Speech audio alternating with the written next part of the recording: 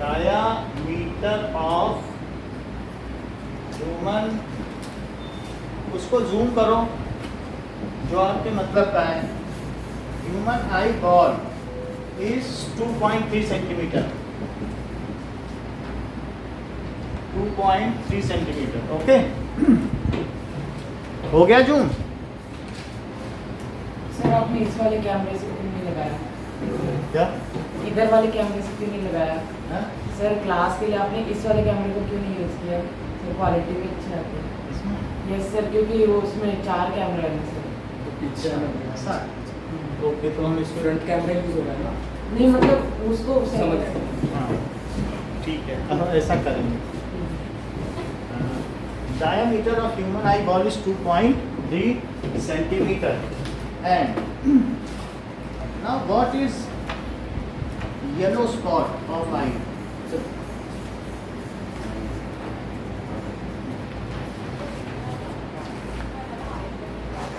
Sir yellow या black spot?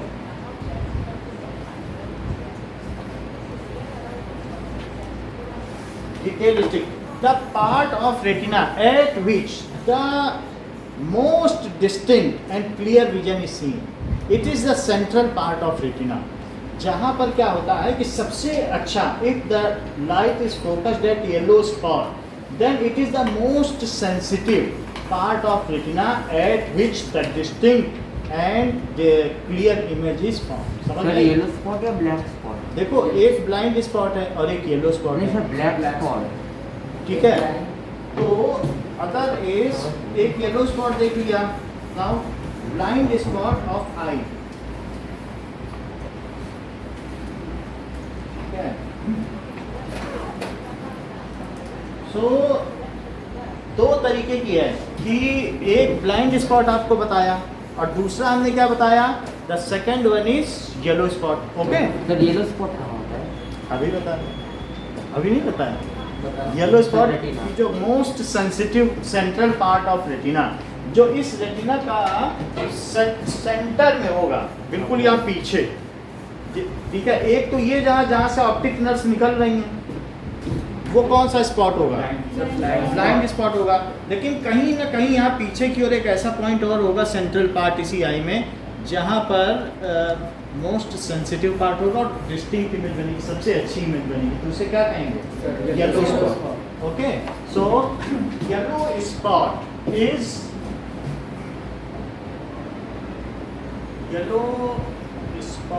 Is the most sensitive, centrally located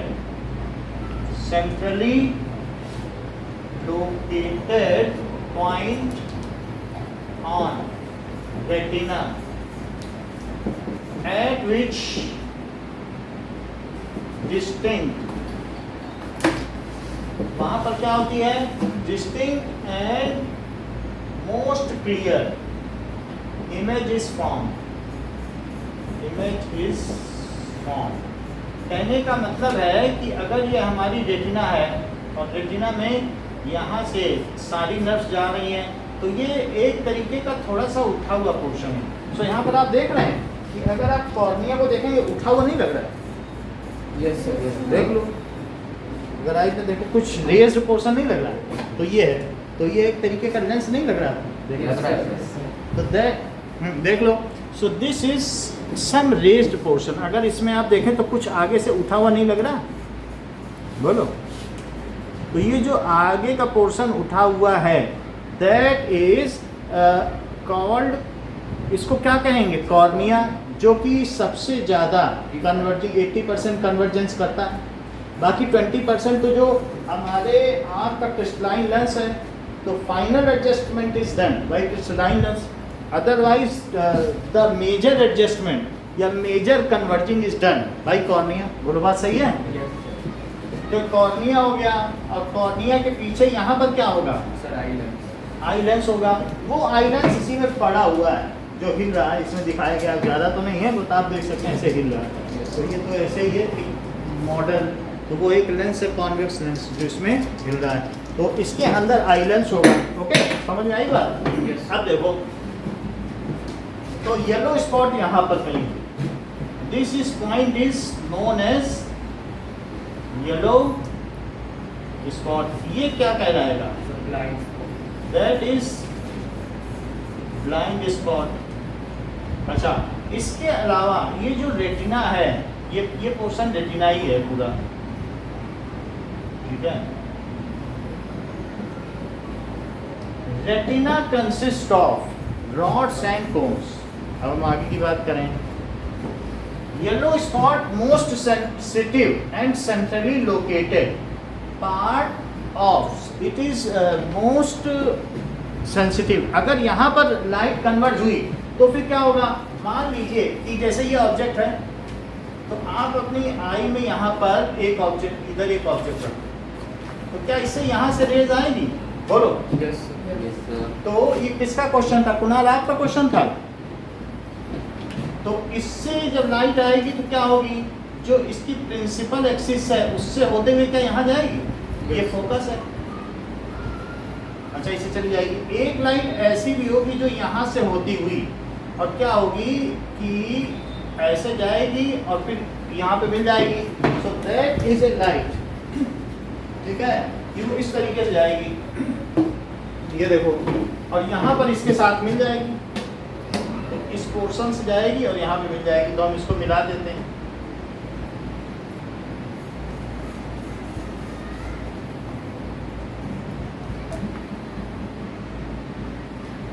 यहाँ पे तो एक तो ऑप्टिक सेंटर से भी जाएगी ना, यस तो ये यहाँ से गई और इधर पर मिल गई, तो ये दोनों जहाँ पे मिली तो यहाँ पे क्या एक ऐसी इमेज बनेगी? तो क्या हमारे रेटिना पर एक इन्वर्टेड इमेज बनती है? और क्या ये वास्तव में बनती है? क्योंकि वहाँ रेज वास्तव में कन्वर्ज हो रही है रिफ्रैक्शन के बाद। So this is the inverted image. तो this is the image form, inverted image form at retina and thus ये जहाँ पर बनेगी वहाँ पर there are various rods and cones are present. They pick up it into the form of, ये दो it is energy, light energy है, तो लाइट एनर्जी किसमें कन्वर्ट होती है? इसमें sir chemical.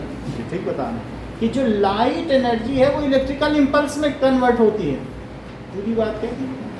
And these electrical impulse हमारी नर्व्स में कोहनी कहीं ठक से टकरा जाए, ऐसा लगता है जैसे करंट सा हो गया और माइक्रो एम्पियर का, नहीं होता? तो एल्बो आपकी टक्कर हो जाए कहीं पर। तो ये जो इलेक्ट्रिक इंपल्स है, दे ट्रेवल, आंखों में जब लाइट गई तो लाइट एनर्जी थी, उसको किस में कन्वर्ट किया गया? Electrical energy. और जो सडन हो, जब उसको इंपल्स कहते हैं, सडन हो, जैसे बैट से बॉल को मार दिया, तो ऐसा ही इंपल्स आता है। तो इलेक्ट्रिकल, वो एक तरीके की इलेक्ट्रिकल करंट है, बट उसे आप इलेक्ट्रिकल इंपल्स भी कह सकते हो। इलेक्ट्रिकल करंट है, दैट इज करंट, ठीक है। And this travels through nerves, nerve से होके जाएगी। जब हम कंट्रोल एंड कोऑर्डिनेशन चैप्टर पढ़ेंगे तो यहाँ सारी बात कही गई है। It reaches two receptors of brain. तो ब्रेन के रिसेप्टर में, ब्रेन में एक पोर्शन ऐसा है जहाँ पर रिसेप्टर है, वहाँ उसे रिसीव कर लिया जाएगा। It is analyse and it is again inverted, और उसे सीधा करके देख लिया जाएगा, तो वहाँ पर उसे सीधा भी कर दिया जाएगा। Rods are responsible. तो जो हमारा पीछे का पोर्शन है उसमें क्या क्या चीज़ें बनी हैं? देयर आर सम रॉड्स, तो रॉड्स होंगे, और कुछ क्या होते हैं? तो कुछ कोन्स होते हैं, कुछ रॉड्स होती हैं। तो इस तरीके से जो आई है ये रेटिना में होंगे रॉड्स एंड कोन्स। सो वहाँ पर रॉड्स एंड कोन्स होंगे और उसको देख लिया जाएगा। दिस इज जो रॉड्स हैं, these are responsible for, rods किसके लिए रिस्पॉन्सिबल है? For brightness. और कोन्स किसके लिए रिस्पॉन्सिबल है? Cons for colour. सो इस तरीके से there are millions and millions of rods and cones in our eye which are responsible for colour and brightness. ये दोनों के लिए रिस्पॉन्सिबल है, ठीक है कि नहीं? सो नाउ लेट अस सी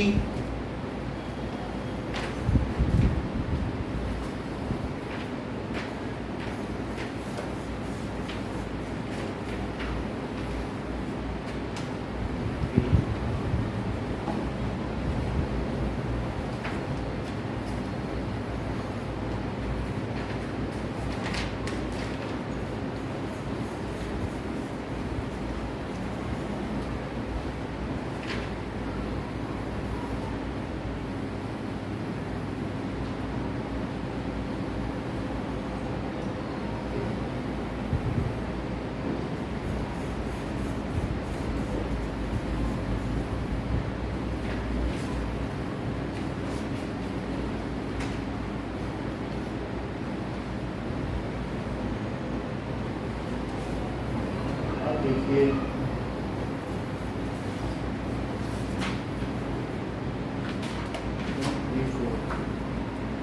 तो अब हम देखते हैं इसमें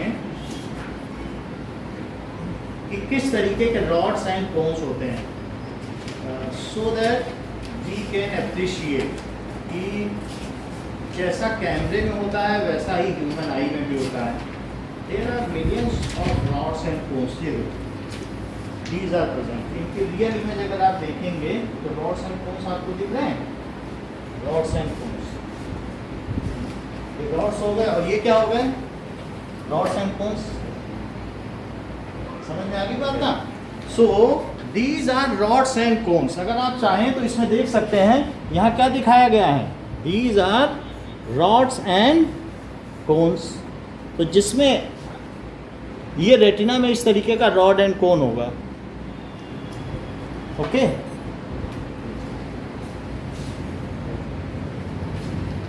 इसका काम होता है कि जो रॉड्स होते हैं, it is responsible for, rods are responsible for brightness and cones are responsible for colours. So ये दोनों चीजें हैं. सो टोटली हमें किसी चीज़ का अमाउंट ऑफ लाइट है वो कितना सेंसिटिव ये भी पता चलता है और कलर के बारे में जानकारी होगी. ठीक है कि नहीं. देयर आर, जैसे रेड कलर है तो हम 50,000 तरीके के, it is our eye is so effective efficient that 50,000 तरीके के रेड कलर को पहचान सकती है. अगर आप 50,000 तरीके की लाल साड़ियाँ अलग अलग रंगों में, थोड़ी लाल ज़्यादा लाल कम लाल ऐसे करके डाल दो तो हमारी आँख पकड़ लेगी कि कम लाल है ज़्यादा लाल. 50,000 लाल में कर सकती है. ऐसे ग्रीन अगर 50,000 तरीके के डिस्टिंक्ट हो तो वो शेड्स पहचान लेती है. It is so efficient. बात समझ में आ गई ना आपको. सर ऐसा कहा है कि सर लड़कियों में ज़्यादा कलर्स देख सकती हैं सर, तो ऐसा मतलब कौन सी वजह से होता है कि ज़्यादा, अगर ऐसा है तो इसको हम चेक करें इफ इट इज़ सो. ठीक है. सो क्या ये बात सही आप बोल रहे हैं.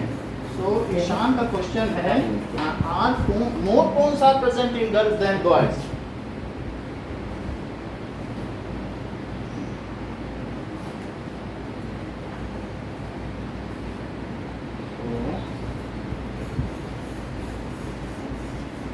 More cones are present in girls than boys.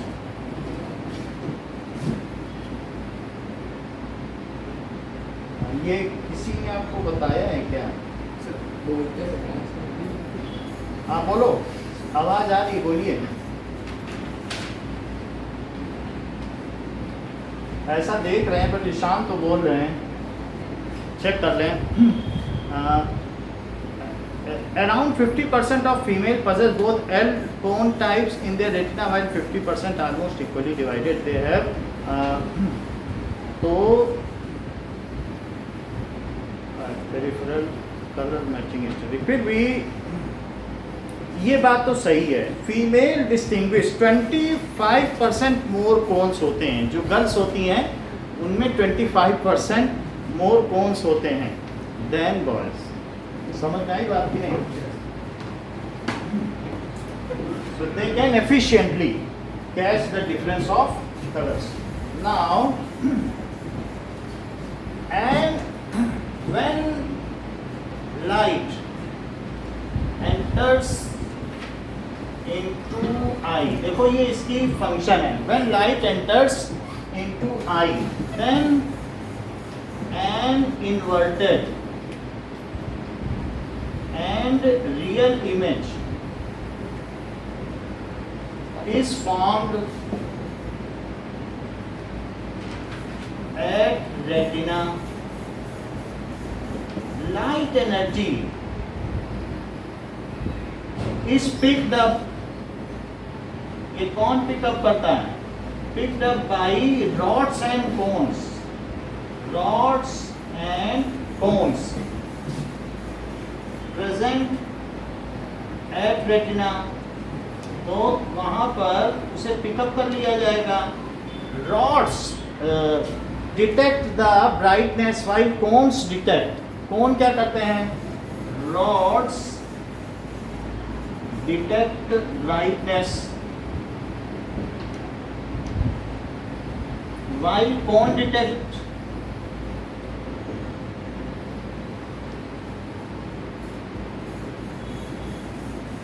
Colour, ये चीज होती है। नाउ अब इसके बाद क्या होता है, they convert it into electrical impulse. ये किस में कन्वर्ट कर देंगे, they convert it into electrical impulse. So these rods and cones, ये एक तरीके की मसल सेल्स ही हैं। बस आप ये समझिए कि नर्वस सिस्टम के पार्ट, जो नर्वस सिस्टम का एंड है, नर्व है, ठीक है। So convert light energy into electrical energy,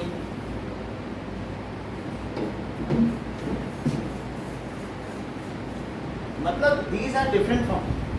हाँ, रिकॉर्ड की हो रही है, आपके पास आ जाएगी। सो दे कन्वर्ट, ये क्या करते हैं, लाइट एनर्जी को किस में कन्वर्ट कर देते हैं, इलेक्ट्रिकल इम्पल्स में कन्वर्ट कर देंगे। एंड फिर एंड सेंड टू ब्रेन, और कहाँ पर भेज दिए जाएंगे, send to brain through optic nerves. तो बहुत सारी इसमें ऑप्टिक नर्व्स जो दिखाई गई है चार, ठीक है।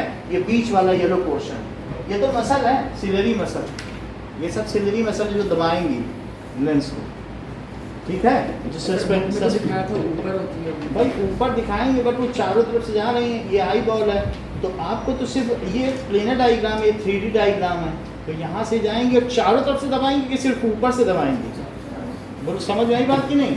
तो ये है ऑप्टिक नर्व जहाँ से करते, येलो पोर्शन देख रहा है ना। सो ये जो येलो पोर्शन इसमें दिख रहा है, ये क्या है, इट इज ऑप्टिक नर्व। और ये जो ये सस्पेंडरी लिगामेंट है, देखो सस्पेंसरी लिगामेंट, ये जो चारों तरफ है ये क्या है, दीज आर सस्पेंसरी लिगामेंट। इतनी बात समझ आ गई? हाँ ये रेड वाले हैं। हाँ, सर लिगामेंट्स कौन से, लिगामेंट्स उसको भी सस्पेंसरी लिगामेंट्स बोलो या इन्हीं को सिलेरी मसल्स भी कह सकते हो, ठीक है ना। दोनों चीजें कर सकते, यही चारों तरफ से दबाते हैं जिससे कि सिमेट्री रहे। ऊपर नीचे दबाएंगे तो कोई भी एक तरीके का कॉन्वेक्सनेस है और वो भी जेली है, तो दो तरफ से दबाओगे तो क्या ठीक से दब जाएगा, तो वो तो डिस्टॉर्ट हो जाएगा ना। So they convert light energy into electrical energy. किसी भी तरीके की एनर्जी, काइनेटिक एनर्जी यहाँ से ठोकर मारो तो इलेक्ट्रिकल एनर्जी में नहीं कन्वर्ट हो जाती है। तो ऐसे कोई भी एनर्जी एक से दूसरे में कन्वर्ट होती है। काइनेटिक एनर्जी जब डैम से पानी गिरता है इलेक्ट्रिकल एनर्जी में कन्वर्ट हो जाती है। तो वैसे एनर्जी कन्वर्जन का एक अलग चैप्टर है, वो 9th में भी और 10th में भी आपको समझाया जाएगा कि how these energies are converted from one form to another, and we do not bother about this into this context. तो सिर्फ हमें ये समझ लेना चाहिए एनर्जी है वो दूसरी फॉर्म में बदल हो गई, and through optic nerves it, ये कहाँ पहुँच जाएगी, through optic nerve it reaches to brain, and through optic nerve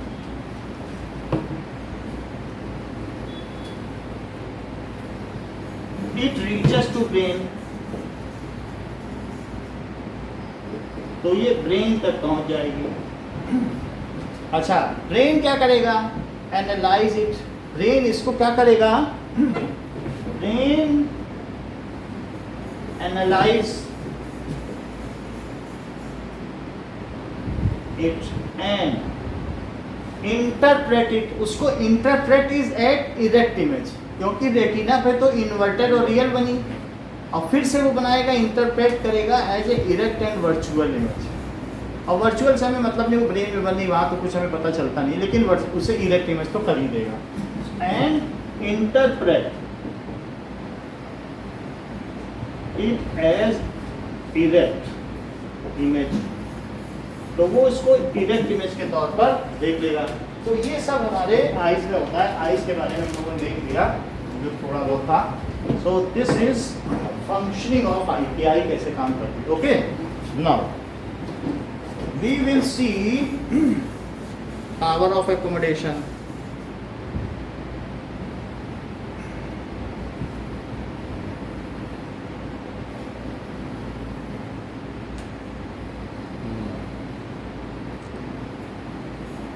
अभी ह्यूमन आई में तो देख रहे हैं, पावर ऑफ एकोमोडेशन देखेंगे। इतनी बात समझ में आ गई? यस। तो अब जरा देखो कुछ चीजें और देखेंगे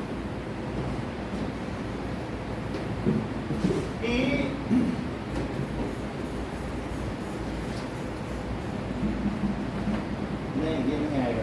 देखो यहाँ पर कई चीज़ें हम लोगों ने देख ली। अगर ह्यूमन आई के कोई हम आपसे 10 पार्ट्स पूछें तो क्या क्या नाम बताओगे ईशान?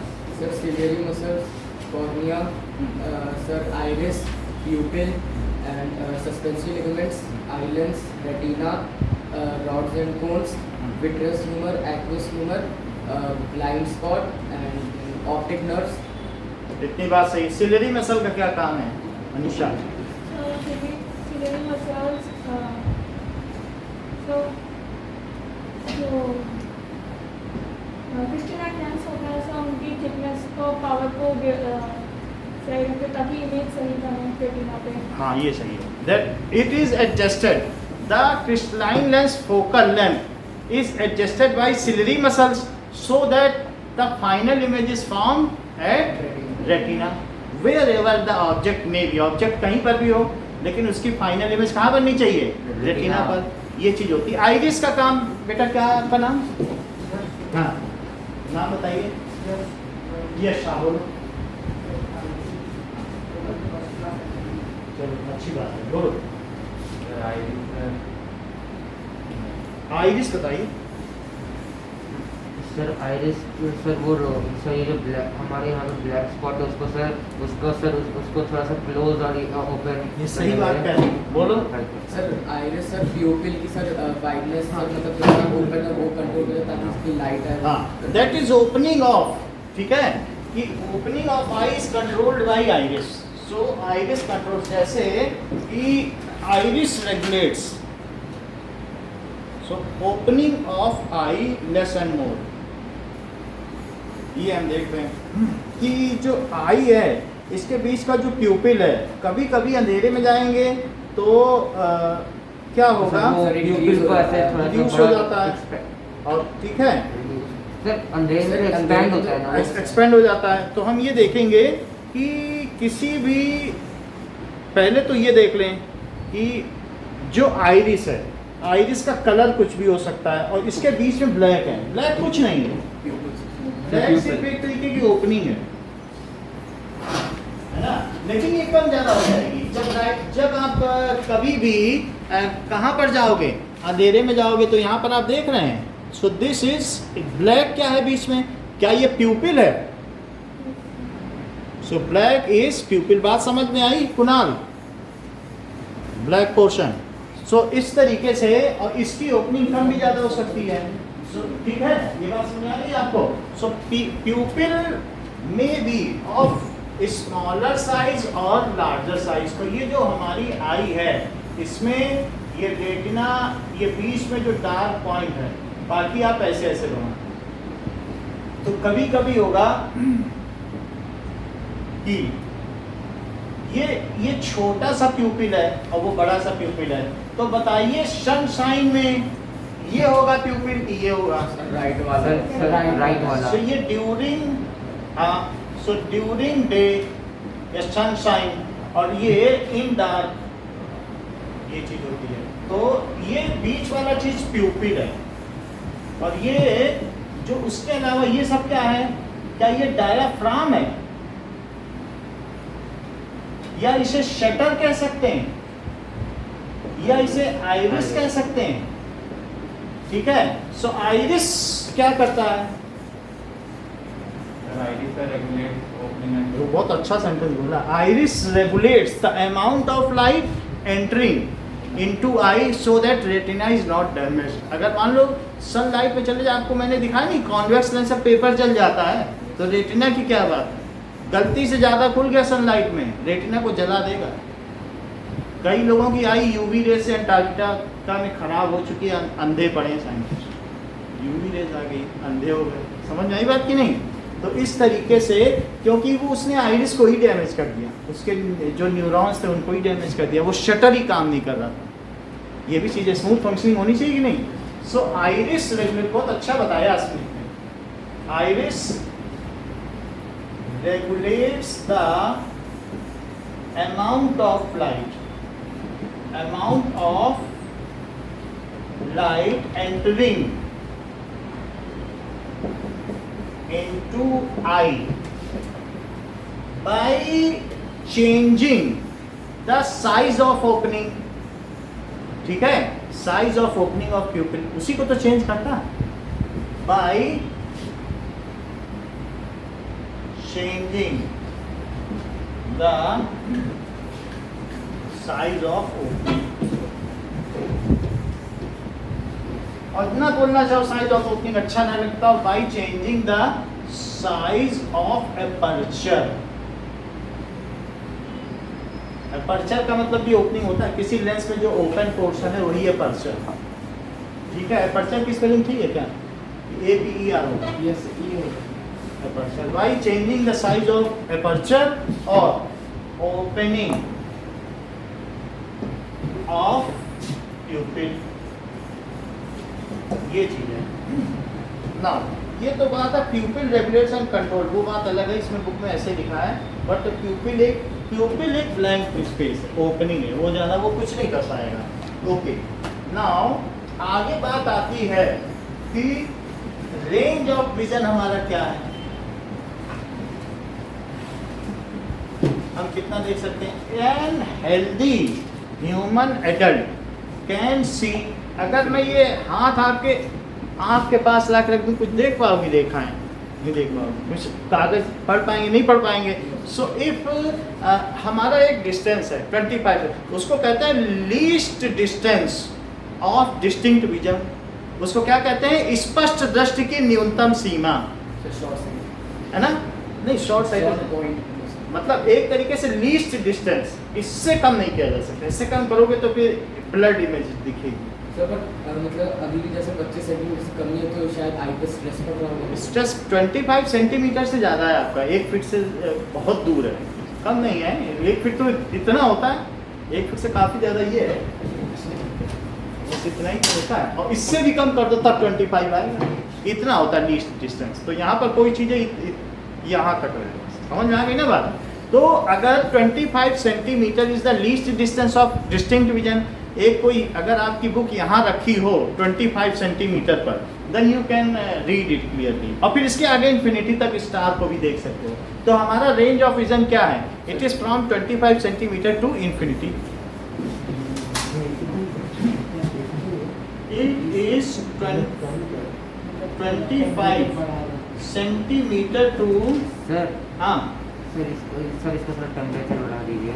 टेम्परेचर बढ़ाना है, हम इधर से हटा ही देते हैं। ओके, साइड इसका टेम्परेचर बढ़ा देते हैं, बता देना होगा इधर उधर तक। चलो रोटेशन का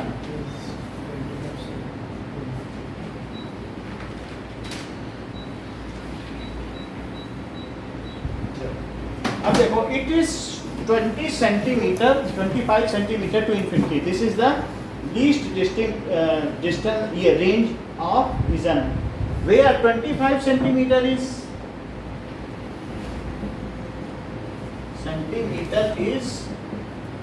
least distance for distinct vision.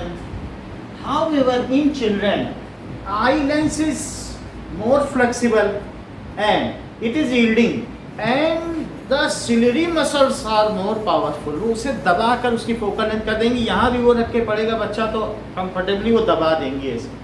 सो इसलिए एज होने पर सिलरी मसल्स लूज हो जाती हैं, वो झूलती रहती हैं। वो क्या दबाएंगी? जो चीज़ खुद ही झूल रही है वो क्या आंखों को दबा पाएगी? और ये बिल्कुल टाइट होती, इंटेक्ट होती, दबा दें या कर दें सस्पेंडेड लिगामेंट्स। तो इस तरीके से आप देख लें सभी चीज़ लूज हो जाती हैं एज के साथ साथ, तो मसल्स में भी वो पावर नहीं रह जाती है। तो सिलरी मसल्स को कंप्रेस करना है तो वो चीज़ होती है, तो दे आर एट वर्क, और फिर रिलीज हो जाए ऐसा। वही प्रेस बायोपिया सर, वो हम आगे देख लेंगे। तो यहाँ पर क्या है? The least distance for distinct vision for healthy human adult.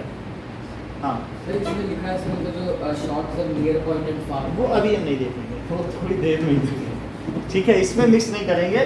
So this is least distance for distinct vision for healthy adult. ये किसके लिए? Healthy adult. In case of children it may be less than 25 centimetre, 15 centimetre तक भी comfortably देख लेगा। in case of child,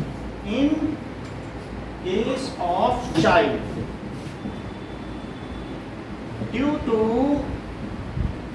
उनका strong ciliary muscle,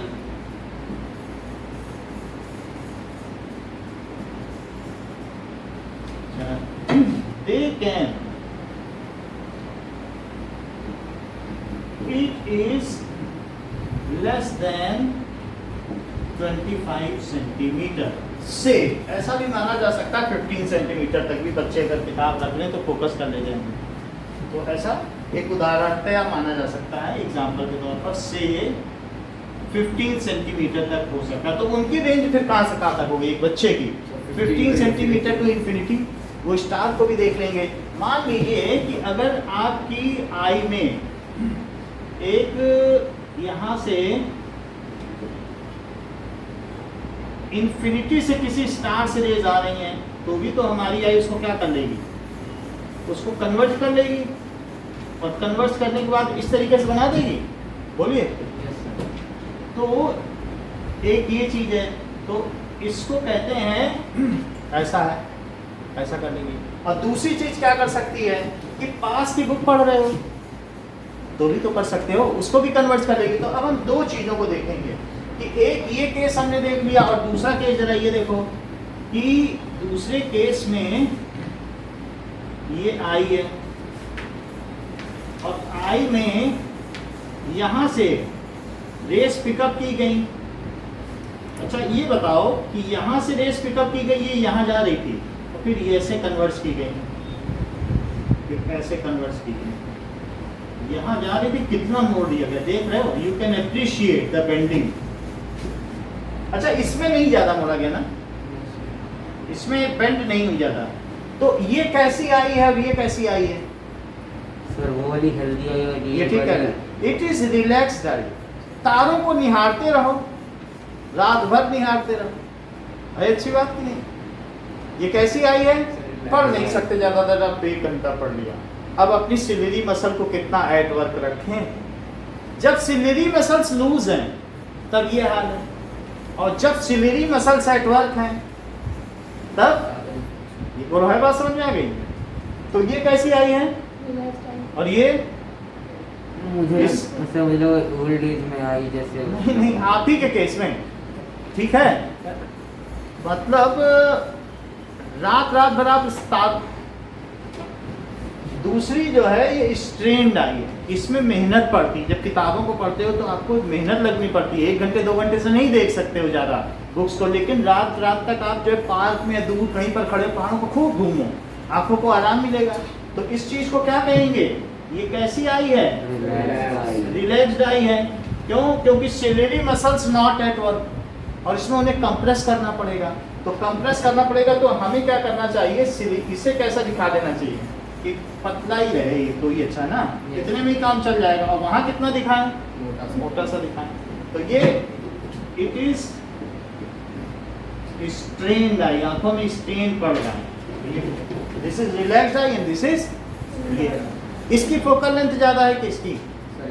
इसकी ये सही बता रहे हैं, इसकी कम है।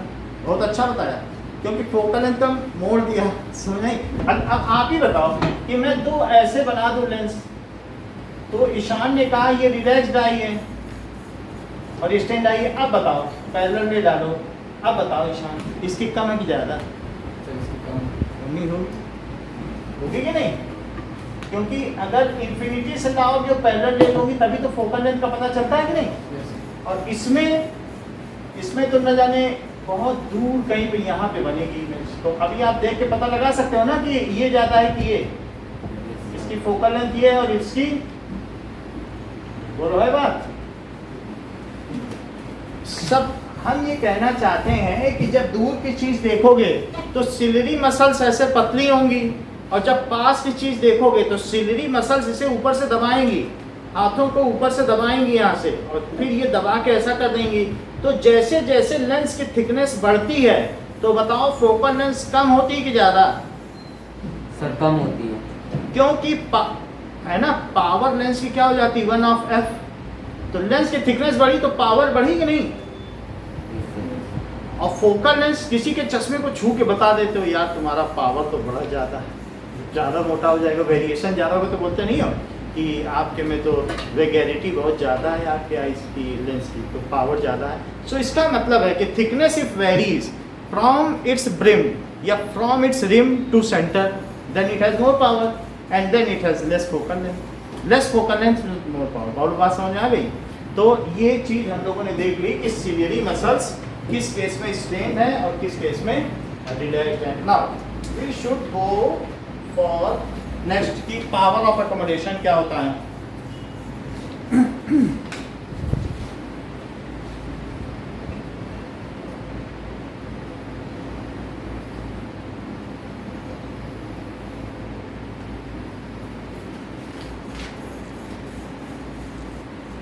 ओके हाँ बोलो।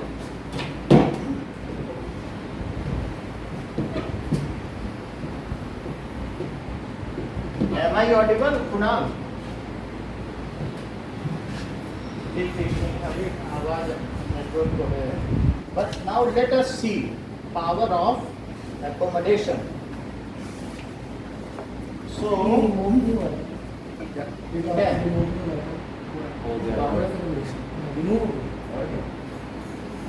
the ability of eye lens to adjust its focal length is called accommodation. The ability of eye lens, दो अलग अलग चीजें हैं। To adjust its focal length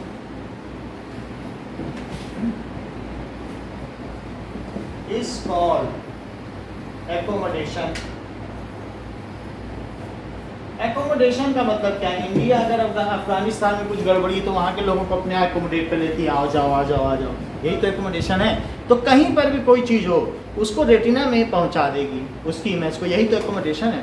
ability of eye lens, ability of eye lens to adjust its focal length, इसको क्या कहेंगे? Accommodation. And now what does it mean by power of accommodation? Let us define it. So, definition of power of accommodation.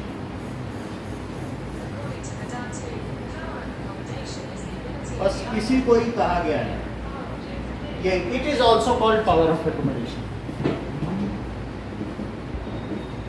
Also called power of accommodation. ठीक है, ये चीज है। Our eye can accommodate, healthy human eye can accommodate any object kept from 25 centimetre to infinity. Our eye can accommodate या make, इसको दूसरी तरीके से क्या कर सकते हैं? एकोमोडेट और मेक क्लियर इमेज, ठीक है, ऑफ एनी ऑब्जेक्ट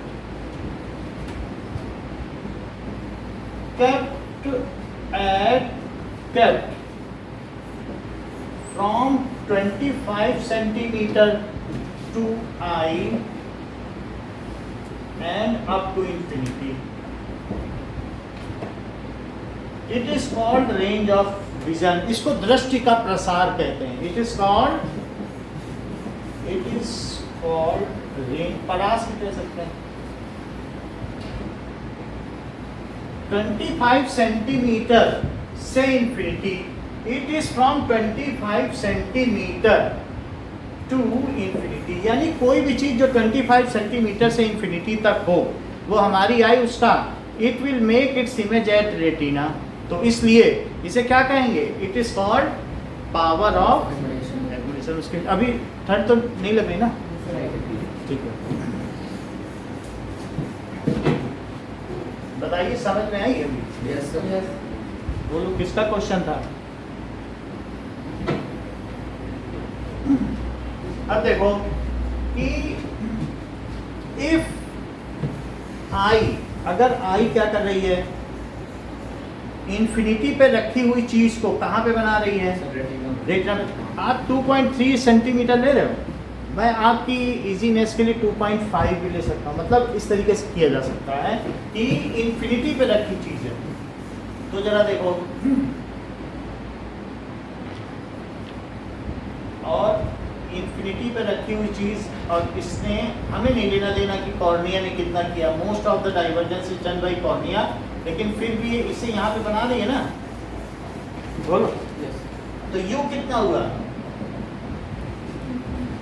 अच्छा v कितना हो गया? प्लस में 2.3 सेंटीमीटर हुआ। ये कौन सी आई के लिए बोल रहा हूँ? रिलैक्स्ड आई है, बताओ। यस। और दूसरी स्ट्रेस आई, तो अगर उनके बीच की जो पावर है का डिफरेंस, वही पावर ऑफ एकोमोडेशन है। वास्तव में पावर ऑफ एकोमोडेशन का मतलब समझे ना, कि एक तो ये है और दूसरा देखेंगे कि ये रिलैक्स्ड आई के लिए, रिलैक्स्ड, और दूसरा क्या है? स्ट्रेन्ड आई। यही तो एक्सट्रीम पॉइंट्स हैं कि मान लीजिए कि इस तरीके से कि यहाँ से ये पिकअप करे इमेज को, और फिर यहाँ से 25 सेंटीमीटर से अगर पिकअप करके रेटिना पे बना दे अनीशा, तो क्या करोगी? अब बताओ यू क्या है?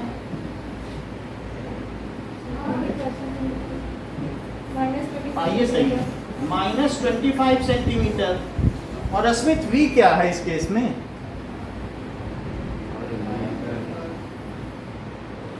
यस, अब आप जान लें, हम तो इतना जानते नहीं, बताइए। -2.5 ये से प्लस माइनस क्यों बोलते हैं? क्या यही इसका जो ऑप्टिक सेंटर है, क्या वही जो कार्टेशियन कन्वेंशन सिस्टम है उसी को नहीं फॉलो करोगे क्या? ऑप्टिक सेंटर उसी ओरिजिन पर है ना, तो इधर की चीज पॉजिटिव नहीं लोगे क्या? बोलो। अब इधर की चीज नेगेटिव, यही तो ऑप्टिक सेंटर है, ऑप्टिकल सेंटर। तो बताओ v क्या हुआ? तो v हो गया +2.3 सेंटीमीटर। ये चीज हो गई, कितनी बात हो गई? अब देखिए u है, v है, हमें फोकल लेंथ चाहिए। फोकल लेंथ पता चले तो हम उसका उल्टा कर दें तो पावर ना पता चल जाए, एक्सट्रीम पावर्स, और फिर हम पता चल जाएंगे कि भाई पावर यहाँ से यहाँ तक वेरी करती है। और जो वेरिएशन है वो किसकी वजह से? क्या वो कॉर्निया की वजह से कि वो हमारे आई लेंस की वजह से? कॉर्निया तो नहीं भाई, ये जो बदलाव है वो कहाँ हो रहा है? आई लेंस पे। तो ये वेरिएशन किस में आया? तो ये जो एकोमोडेशन है किसकी है? Eye lens. बोलो है बात की नहीं? अच्छा, तो इस तरीके से अब हम देखें 1/f क्या होता है किसी लेंस के लिए? प्लस भी लगाते हैं, बताओ। ये अच्छी बात है, 1/u। तो मैं 1/f देख लूँ, यही तो 1/f में निकालूँ तो ये p हो जाए, 1/f ही। सर मीटर्स ठीक है, हम मिरर का केस करते तो आपकी बात मान ले, आपकी बात, आपने कहा कि मिरर होता अगर आंखों में, आंखों के आगे मिरर लगा दो, लेंस ना हो, आपकी बात मान ली जाती। अब आप कहिए इस पे चलें तो चलें, नहीं तो मिरर का लगाएं, जैसा कहो वैसा करें, हम तो इसे लेंस मानते हैं। ठीक है, तो अब इसमें दैट इज 1/2.3 लेने से पता नहीं क्या होगा, करके देखना पड़ेगा, और 1/∞, और ये प्लस में ले लिया और ये माइनस में, कोई दिक्कत नहीं ना। सो अब ये कितना हो गया? 1/2.3। एग्जैक्ट निकालना चाहते तो 2.3 पे कैलकुलेट करो, और फिर इससे पता चल जाएगा। ये सर इन्फिनिटी 1/∞ 0 होता है, निकालो 1/2.3।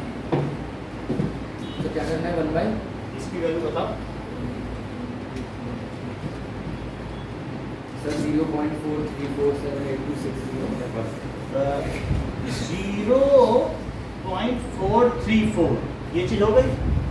ये क्या, ये 1/f हुआ? 1/f के, और ये क्या है बताओ? -0 ना, माइनस माइनस प्लस कर दो, 1/∞ क्या होता है? और 1/10,000 बोलो क्या होता है? 0.0001। 1/10 लाख बोलो तो कितने जीरो, और उसके आगे 10 crore, 10 million, billion, trillion, zillion, million, billion, trillion, zillion, million में 10⁻6, बिलियन में 10⁻9, ट्रिलियन में 10⁻12 और जिलियन में 10⁻15। हम तो बढ़ते चले जाए, और लेकिन इन्फिनिटी पहुंच जाओ तो डेसिमल के आगे कितने जीरो, है बात की नहीं? तो इस तरीके से ये 1/f हो गया, ये पावर हो गई सर इन्फिनिटी की वैल्यू। हाँ सर मतलब पावर तो सर उसके लिए हमें जो फोकल लेंथ है वो मीटर्स में चाहिए होती है ना मीटर्स सर? में चाहिए होगी। सर, हमने तो 2.3 अब हम ये जो 1/f ले रहे हैं, तो ये 1/f आपका आ गया, ठीक है। 1/f अभी ये आई वैल्यू। अब हम आगे का काम कर रहे हैं, तो बताओ 1/f क्या है? क्या 0.434, और ये क्या मीटर इनवर्स है? 1/m है ना, देखो नीचे f है, तो ये सर तो 1/m नहीं होगा ना। करो तो ऐसे कर लो, f कितना हुआ बताओ क्या? 1/0 तो 1/0.434 हुआ, लेकिन अब तो ये सेंटीमीटर में हुआ, यस फोकल लेंथ आ गई ना सेंटीमीटर में, क्योंकि आपने इसी की ये 1/f की वैल्यू निकाली, ये किसकी वैल्यू निकाली? ये 1/f की। तो इसको पलट दिया, तो उधर भी तो पलट दिया, देख लो 1/f आपने ये निकाला और अपॉन 1 कर दो, फिर पलटो दोनों को, सेंटीमीटर में आ गई। ठीक है, समझ में नहीं आया तो हम ऐसा करते हैं कि ये जो 20 सेंटीमीटर में है, हम इसे किस में ले लें? सर मीटर मीटर में लोगे, तो मीटर में लोगे तो क्या आएगा बताओ? अब आ गया क्या? अब सीधी पावर आ जाएगी, यस सर बोलो। तो अब हम इसको कितना ले लें? 0.023। अब जरा इसकी वैल्यू बताइए, ये अभी समझ में आ गया? बोलो। सर 43.47 43.47, और अब ये P हो गया। तो ये पावर कितनी लार्ज है? लोग 2 की पावर करने से लगता है 2 की पावर हो गई, 2 की। और जरा सोचो क्रिस्टलाइन लेंस की पावर कितनी है? 43 dioptre. Is it not very large number? है बात की नहीं? तो हम अपने ये जो ये एडेड आई है, चश्मा एडेड आई कहलाता है, इससे हम फाइनल एडजस्टमेंट ही करते हैं। अच्छा, अब इस केस में देखो तो ये 43.4 है, और अब हम इस केस में देख रहे हैं, बताओ 1/f क्या होता है? यहाँ पर भी ये सेंटीमीटर में है, क्यों ना इसे मीटर में ले लिया जाए? तो मीटर में लोगे तो कितना होगा? 0.025 इसलिए क्योंकि 1/f ही तो पावर होती है, और हमें क्या चाहिए? क्या पावर ऑफ एकोमोडेशन? बोलो, बताओ। तो किस, यानी पावर की जो एक्सट्रीम रेंज है वो हम देख लें कि पावर कहाँ से कहाँ तक वेरी करती है, तो वही तो एकोमोडेट है, उतनी पावर एकोमोडेट हो गई। कि इन्फिनिटी पे पावर क्या है और 25 सेंटीमीटर पे पावर क्या है, तो वही तो पावर ऑफ एकोमोडेशन हो गई, कि वहाँ की पावर से वहाँ तक की पावर तक का इसका वेरिएशन है। यानी व्हाट इज द डिफरेंस, उसको कहेंगे रेंज ऑफ पावर। रेंज का मतलब क्या हुआ? जैसे रेंज नहीं पढ़ा है आपने स्टेटिस्टिक्स में, maximum limit minus minimum limit. Statistics में एक के बच्चे के 90 नंबर है क्लास में, और एक 15 ही नंबर लाया है, तो रेंज कितनी हो गई? 75। समझ आई ना? तो हम रेंज निकालते हैं कि कितनी रेंज ऑफ पावर है। अब हम रेंज निकालने जा रहे हैं, तो यहाँ देखो इसे क्या ले लिया जाए? 0.25 मीटर, 100 से डिवाइड कर दिया, और जरा इसे करो 0.023, यहाँ पर ऐसा करके, ठीक है, ये मीटर में हो गया। जरा अब निकालिए 1/v माइनस 1/u, तो ये कितनी वैल्यू आ जाएगी? v कितना है? 0.23, और ये कितना है? और क्या ये निगेटिव है? तो माइनस माइनस क्या हो जाएगा? प्लस। क्या आपने इसकी वैल्यू पहले 43.47 निकाली है, यस सर और इसकी वैल्यू क्या निकालने जा रहे हो? क्या 40? भाई आप देख लो, क्या मैंने ये ठीक किया है क्या? सर 4 होगा ना सर, 4 होगा ना सर 1.25। यू कहलाता है कि it is the distance of object from optical centre, या फिर कहीं पर भी जो फोर्स है। और वी क्या कहलाएगा यहाँ पर? It is the distance of image from optical centre. Is it okay? Yes sir तो अब इन दोनों का डिफरेंस कितना हुआ? 39.47 डायोप्टर। सो अगर देखा जाए तो 4 का डिफरेंस है। The range of power is 4 dioptre. बोलो सही है? यस सर ठीक है। तो डिफरेंस कर लो, ये एक्सट्रीम है, ये सब मतलब ये पावर है, और ये चीज आपकी प्लस में है। और यहाँ पे प्लस करते हैं तो गलती करती, क्योंकि यही सबसे बड़ी गलती कर दी है कि हम रिलैक्स डाई के लिए ज़्यादा पावर ले रहे हैं, तो ये पकड़ में आ गया इसका झूठ, ये माइनस माइनस प्लस में होना था, बल्कि स्ट्रेन के केस में ज़्यादा पावर होनी चाहिए ना। Yes. तो कितना हुआ पावर बताओ? 47.47। तो स्ट्रेन डाई में ज़्यादा पावर और रिलैक्स डाई में कम पावर, है ना। ये सब सिलेरी मसल की वजह से है। तो what is the range of power, अगर कोई पूछे तो ये लिखा नहीं है हमने, इसका फिगर नहीं बनाया, ऊपर की क्या लाइन है, ठीक है, बोलिए एक बार लाइन, इसको लिख लें, फिर इसकी फोटो ले लें जिससे पीडीएफ कौन सी लाइन सर? ऊपर के दो लाइन। Range of vision से हाँ, sir, it is 25 centimeter to identify. it is 25 centimeter to identify. to infinity। Yes, where 25 centimeter is least Yes, sir, distance. 25 centimeter to infinity. और कुछ है क्या? Sir, answer where 25 centimeter is least distance. 25 centimeter is least Distance Sir, for the vision of an For distinct vision, for Sir, ये healthy adult for type. healthy adult. healthy adult है, healthy adult time। और भी कोई time है जो इससे इसको मिला दिया है? Yes, sir, in case of child. In Case of child. Child वाली बात बहुत पहले तो नहीं निकल गई, Yes, sir. The ability of eyes. नहीं सर, हाँ? नहीं सर। No, sir. बहुत पहले निकल गए ना। Yes, sir. अभी इसके ऊपर वाली लाइन बता दो बस। So the ability of The ability eye of to eyes. so the ability of eyelens to adjust so that is called power. यही चीज है, एकोमोडेशन हमें लिखना था ना। अच्छा यही सर, था ना? accommodation लिखा था। तो बोलो एक बार फिर से, the ability Of eyelens of eye lens to adjust its focal length is called accommodation. adjust its focal length is called accommodation। आगे बोलो। It is also called power of accommodation. It is also called power of accommodation। Next, Our eye can accommodate image of any make clear image of any object clear from Sir, अब मत देखिए, आपका लिखा हुआ है. हाँ, Yes, sir, आपने आगे लिखा है हाँ, sir, सही. अवर आई कैन मेक ना, कैन, इतनी बात हो गई। चलिए, तो हम लोगों ने क्या देख लिया कि द रेंज ऑफ विजन क्या होती है, it is 4 dioptre, range of vision is 4 dioptre. Okay, आगे चलते हैं इसके।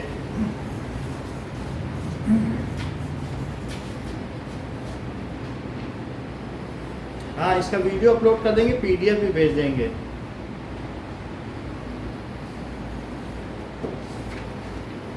ठीक है, आओ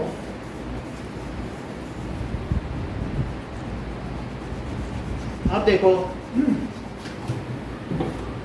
so the range of power of crystalline lens, the range of power of crystalline lens, it is equals to maximum power minus minimum power। तो maximum power कितनी है? 47.47. 47 और minus minimum power 43.47। So it is 4 dioptre, 4 dioptre के लिए। ठीक है, अब देखिए कि जो हाँ मैक्सिमम पावर बोलो स्टैंड आई के लिए, बोलिए क्या पूछना चाहते हैं। ऐसा नहीं होता है, मान लीजिए रिलैक्स्ड आई में हमारी आई पतली सी होती है और ये जो सिलेरी मसल्स हैं उसे दबा नहीं होती है। एक होता है दबाना, तो दबाती नहीं है, दबाने में मेहनत लगती है तो ये फूल जाती है। पतला सा है तो दूर से अगर रेज आ रही है तो उन्हें थोड़ा सा ही दबाना है, और यहाँ से उठा के दबाना, इसमें ज़्यादा मेहनत है कि दूर से आती हुई चीज़ को दबाना। बोलो इसमें ज़्यादा मेहनत है। भाई ये चीज़ आ रही है, इसको इतना दबाना है और यहाँ से ऐसे करके तब दबाओ, तो ये ज़्यादा पावर नहीं चाहिए इसके लिए। तो इस तरीके से जो स्ट्रेन आई है उस केस में ही क्या होगा, मैक्सिमम पावर है। तो हमें मैक्सिमम माइनस मिनिमम करना होता है। स्टैटिक्स में भी रेंज 9th में हमने यही पढ़ी, एक 70 मार्क्स की रेंज आई थी कि एक बच्चे के 90 मार्क्स है तो किसी के 10 नंबर है या 20 नंबर है, तो 90 माइनस 20 किया था कि नहीं, वही रेंज तो यहाँ भी लग रही है। बोलो, ये समझ में आ गया प्रांजल? अब देखो, now there we are having binocular stereoscopic vision. अब इसका क्या मतलब है वो अलग से लिख दिया एक, उसमें उसका 1 मार्क का क्वेश्चन पिछली बार आया भी था कि ये जो मार्जिन नहीं है, येलो मार्जिन, तो वी आर हैविंग कैसा है vision, so we are having binocular stereoscopic vision. यानी अगर मैं इस चीज को यहाँ से देख रहा हूँ तो ये आँख बंद की तो इससे यहाँ का रेड रेड दिख रहा है, और फिर ये बंद की तो इधर का रेड दिख रहा है। मैं इधर की डेप्थ भी देख पा रहा हूँ और इधर की और पास की तो मुझे और इधर इधर का दिखने लगा। तो मैं जब दो आँख एक चीज को देखती हैं तो वो देख पाती है कि इसका इधर का और इधर का देख पाती हैं, it is having both view. लेकिन जब ये चीज़ मुझसे दूर है, मुझे इसकी इस कैमरे के स्टैंड की डेप्थ ज़्यादा नहीं दिख रही है, तो जिस चीज़ में जो हमारी आँख के पास है उसमें मैं ज़्यादा देख पा रहा हूँ, क्योंकि if we are shifting the point of observation, अगर ये आँख बंद करो ये, तो ये पेन की आप अपनी आँख से करके देख लो, ये शिफ्ट हो जाएगा। तो एक आँख से देखो, ये पेन की पोजीशन शिफ्ट होगी, ऐसे करो, ऐसे ऐसे करके देखिए, पेन को रख के अपना पेन उठाओ, तो उससे क्या होता है कि दैट इज कि वाइल इसको क्या कहेंगे कि इफ द पैरेलैक्स, कि अगर एक आंख से देखो तो ये उधर दिख रहा है विद रिस्पेक्ट टू बैकग्राउंड, इसकी पोजीशन बदली नजर आती है, दूसरे आंख से देखो तो उधर दिख रहा है, फिर इसे बार बार करोगे तो आपको लगेगा पेन ऐसे ऐसे हो रहा है, होता है कि नहीं। तो इस तरीके से हम इसको इसकी डेप्थ देख पाते हैं, डेप्थ देख पाते हैं, जबकि खरगोश नहीं देख पाता है। हम दो आंखों से एक ही चीज को देख रहे हैं, बाइनोकुलर कहते हैं, ऑकुलस, ऑकुलस को क्या कहते हैं, आंख कहते हैं कि नहीं, और ऑकुलस से ऑप्थेल्मोलॉजिस्ट बन गया है, आंख का डॉक्टर। तो हमारी दो आंखें हैं, दो से एक को देखते हो। खरगोश इस आंख से इधर का देखता है, इस आंख से इधर का देखता है, अगर उसके सामने चित्र रख दो उसी में कहो कूद पड़े, क्योंकि वो डेप्थ देख ही नहीं पा रहा, वो उसी को रियल समझेगा। उसका रेंज ऑफ विजन ज़्यादा है, वो देख ज़्यादा पा रहा है, लेकिन उसे ये नहीं पता चल पा रहा है कि कौन सी चीज़ पास है, कौन सी चीज़ दूर है, क्योंकि डेप्थ से हम डिस्टेंस का पता लगा लेते हैं कि कौन सी चीज़ दूर है, माउंटेन हमसे इतना दूर है, बिल्कुल सही से पता लगा लेते हैं कि नहीं। अगर एक आँख से देखें तो हम पता नहीं लगा पाएंगे कि वो माउंटेन कितना दूर है।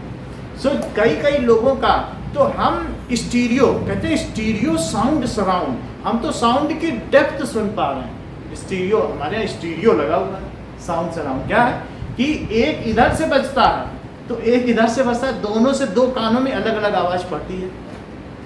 भाई कान में इधर से कोई बोले तो हम इधर देखने लगते हैं, उधर से बोले तो उधर।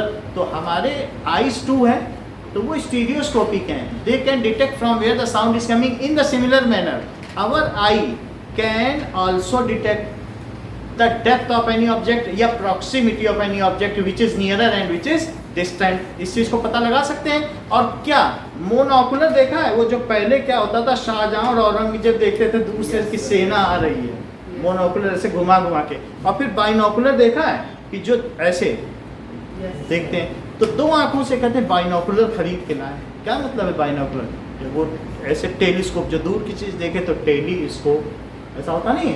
तो बाइनोकुलर हमारी आंखें दो हैं और ये स्टीरियोस्कोपिक हैं। तो इसका जस्ट मीनिंग क्या हुआ, we can see with 2 eyes, same object is seen by 2 eyes, उसको कहते हैं बाइनोकुलर। और मोनोकुलर, कभी कभी ऐसा होता था कि जो पुराने समय में वो विलन होते थे उन्हें मोनोकुलर दिखा जाता था, एक हाथ पे हरा कपड़ा पहने रहते थे, कहते थे ये तो मोनोकुलर है, बड़ा खतरनाक है, नहीं बताया जाता। तो इस तरीके से वी आर, इसका मतलब क्या हुआ, we are seeing one object from 2 observatory point, these are 2 observatory point, 2 eyes है ना, 2 ऑब्जर्वेटरी पॉइंट्स साइमल्टेनियसली।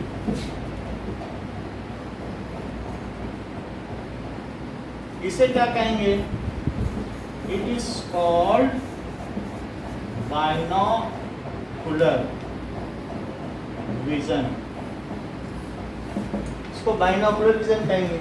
अच्छा, इसकी वजह से क्या होता है? We can see the depth of object, यानी 3 डायमेंशनल व्यू। हमें किसी चीज का 3D का मतलब डेप्थ भी देख लें।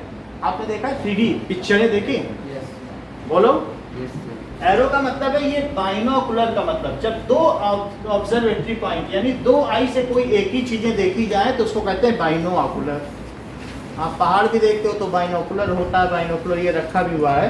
तो इस तरीके से वी कैन सी, ये तो है ना बाइनोकुलर, Yes. रखा ये, दिस इज बाइनोकुलर। ओके, तो आप किसी भी चीज को क्या करते हैं? You can see anything from 2। और जब है ये तो नाइट विजन के लिए इंफ्रारेड बाइनोकुलर है, लेकिन फिर भी बाइनोकुलर भी ऐसा होता होगा। ये तो इंफ्रारेड ना, सारे कमरे की लाइट ऑफ कर दो तब भी ये आपके थर्मल से आपको पहचान देगा। तो इसमें अलग ही सिस्टम है।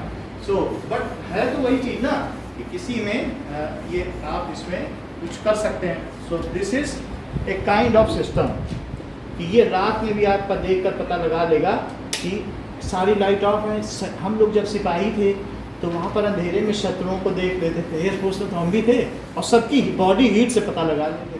प्रगति मैदान में आप चले जाएं तो वहाँ पता लगाया जा सकता है कि वो दिखाता है कि देखो आप इस कमरे में, अंधेरे कमरे में एंटर करो, ये देखो इंफ्रारेड कैमरा है, बॉडी हीट से पता लगा लेगा। आप सांप के सामने रबड़ का चूहा रख दो और एक असली चूहा रख दो, असली को खाएगा, रबड़ को छोड़ देगा, क्योंकि उससे हीट से पता लगा लेता है। समझ में आई बात कि नहीं? तो हमारा जो ऑब्जर्वेशन है वो कैसा है? क्या वो बाइनोकुलर है और क्या वो स्टीरियोस्कोपिक है? क्योंकि वो डेप्थ देख रहा है, पास की चीज़ों की ज़्यादा डेप्थ देख रहा है, दूर में कम, और उसी से पता लगा लेता है कौन सा दूर है कौन सा पास है। तो एंड कभी 3D मूवी देखी है? अचानक लगता है ये हाथ आ रहा है तो क्या आ रहा नहीं देखी है? तो वो डेप्थ की वजह से ही तो हमें ज़्यादा अट्रैक्टिव लगती है। इसी को तो स्टीरियोस्कोपिक विजन कहते हैं। 3rd डायमेंशन भी दिख जाती है, कौन सी चीज़ पास है कौन सी, एंड स्टीरियोस्कोपिक विजन।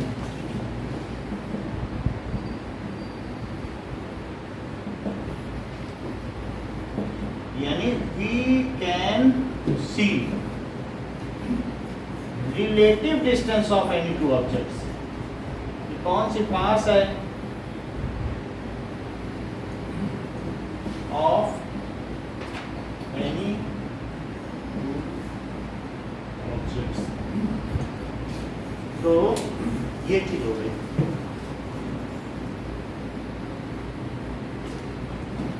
अब जरा देखा जाए कि इसलिए ये हमारा बाइनोकुलर विजन है। एंड आगे की बात की जाए, डिफेक्ट ऑफ विजन, ठीक है। So what are the defect of vision? इसकी डेफिनेशन क्या है?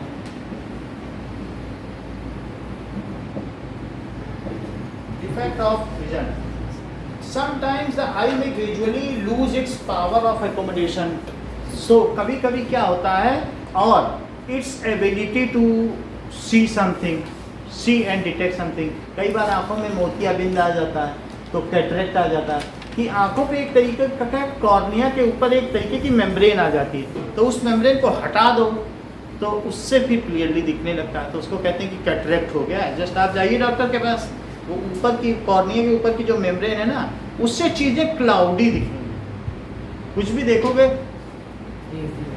बॉडी में ही, बॉडी से क्या होता है, कभी कोई चीज़ डीजनरेट होती है तो कुछ मरी हुई सेल्स ऊपर आके रह गई, वो मरती जाती हैं लेकिन वो निकल नहीं पाती हैं। हमारी बॉडी की जो ऊपर की स्किन है वो डीजनरेट होती है, ऐसा आई में भी होता है। तो अगर आई के ऊपर की स्किन डीजनरेट हो गई और उसने अपनी ट्रांसपेरेंसी लूज कर दी, एक होता है बिल्कुल क्लियर पॉलीथीन से या ग्लास से देखो, और पॉलीथीन रखे रखे वाइट हो जाती है, उससे देखो तो क्या चीज़ें क्लाउडी नहीं लगेंगी, तो आपको डिटेल मिलेंगे नहीं सामने वाले लाइट के। तो ऐसे में कहते हैं मोतियाबिंद हो गया। और जो कैटरेक्ट जिसको होता है उसमें जो जहाँ ब्लैक प्यूपिल है ना, वहाँ वाइट होने लगता है, वो हम आपको फिगर से दिखा देते हैं। So there are defect of vision. So vision में डिफेक्ट आ जाता है when we compromise with our vision, then it is called defect of vision. बोलो बात समझ में आ गई ना?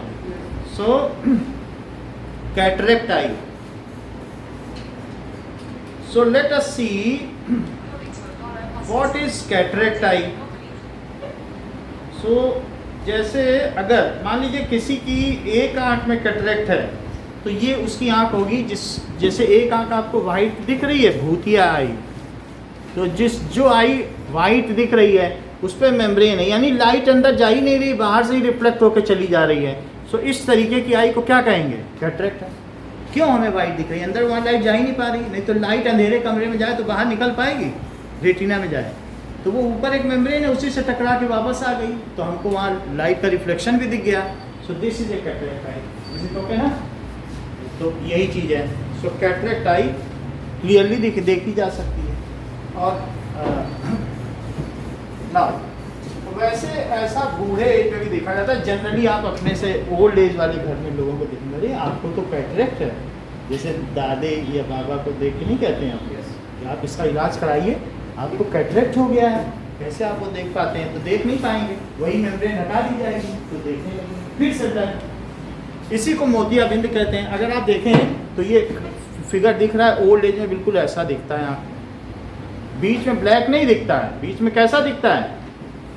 ऐसा वाइट। तो यही कैटरेक्ट। सो इसका मतलब क्या हुआ कि some time the crystalline lens of people, so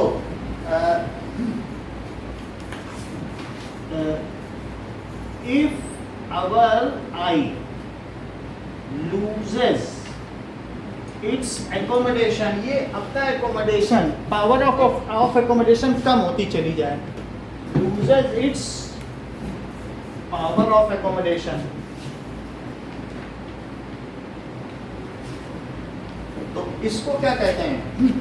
Then the person cannot see the objects distinctly and comfortably। तो जो उसकी रेंज है 25 सेंटीमीटर टू इन्फिनिटी, वहाँ तक वो डिस्टिंक्टली और कंफर्टेबली नहीं देख सकता चीज़ों को। Then the person cannot see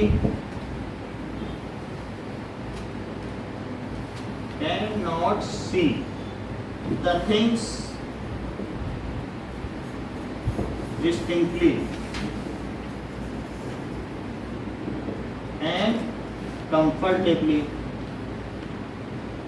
यानी इन्फिनिटी पे जो उसको स्टार से वो दिखाई नहीं पड़ेंगे, वो सिर्फ 10 मीटर तक देख पाता है। कहता अब नहीं देख पाते। कई ऐसे भी है मायोपिया है, पीछे की सीट पे बैठे हुए हैं, अब वो देख ही नहीं पा रहे हैं बोर्ड ठीक से, कहते हैं हमको तो मायोपिया हो गया, आगे बैठा लो सर, हमें मायोपिया हो जाए, बच्चों को हो जाता है, तो दूर का वो देख ही नहीं पा रहे हैं। यानी कोई चीज़ गई, ट्रक गई गायब हो गई, पता नहीं कहाँ चली गई, वो जाती जाती चली गई। समझ में आ गई बात की नहीं?